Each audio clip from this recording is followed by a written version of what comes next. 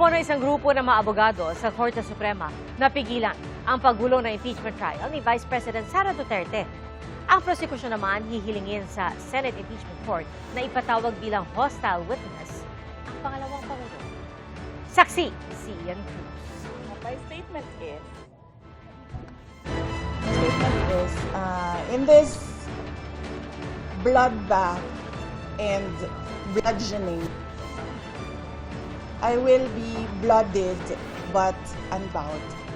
Maiksi ang pahayag ni Vice President Sara Duterte sa pagpunta niya sa Senado bago magsimula ang ikalawang araw ng impeachment trial kanina. Ayon sa Office of the Vice President, nagpunta sa Senado ang pangalawang Pangulo para sa lunch meeting kasama ang kanyang defense team. Hindi siya tumanggap ng tanong mula sa media at hindi rin dumalo sa paglilitis. Sa ilalim ng rules ng impeachment court, hindi siya mapipilit na dumalo. Ayon sa defense team, hindi umiiwas ang vice-presidente sa paglilitis. Ang parati natin sinasabi dyan, sir, is kung kinakailangan, and that will be upon advice of counsel.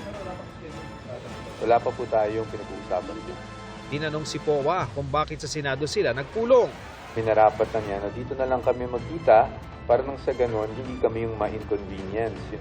Ang prosekusyon, hinimok si Duterte na magpakita sa impeachment court. Welcome to the bloodbath, Madam Vice President. But you cannot have a bloodbath from the sidelines. You cannot have a bloodbath from through proxies. Ang pagpunta ng vice-presidente sa Senado pero di pagdalo sa paglilitis. Binanggit ng prosecution kanina sa impeachment court, balak ng prosecution ay patawag ang vice-presidente bilang hostile witness. One of the key witnesses, hostile, albeit hostile, would be the Vice President.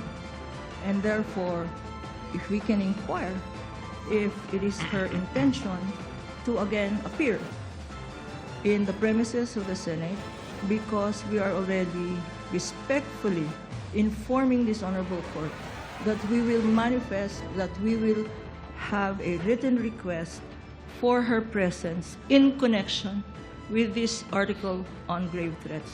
The impeachment rules do not mandate nor require the respondent to attend any hearing or trial of the impeachment court.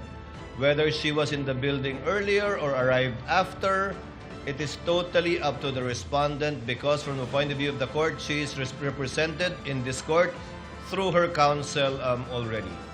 Should the counsel for the prosecutors desire to call the respondent herself, the court will act on that motion and request once it is made and or filed and need not make a ruling at this point in time.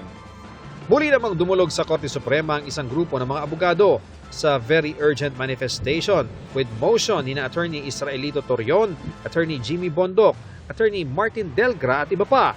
Hiniling nila sa Korte na maglabas ng status quo ante order para pigilan ang paglilitis hanggat di nare-resolba ang isyu ng presiding authority. Kabilang sa ikinatuwiran ni Torion ang kawalan-an nila ng quorum noong June 3 kung kailan inamyendahan ang rules tungkol sa pagboto ng presiding officer.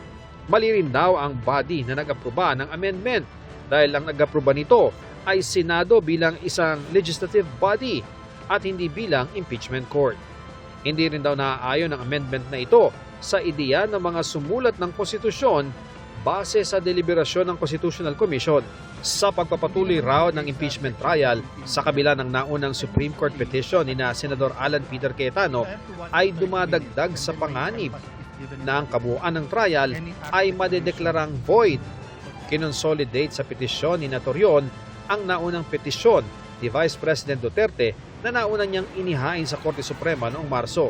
Ayon sa tagapagsalita ng Senate Impeachment Court, iginagalang nila ang karapatan ng sinuman na questionin sa Korte ang issue.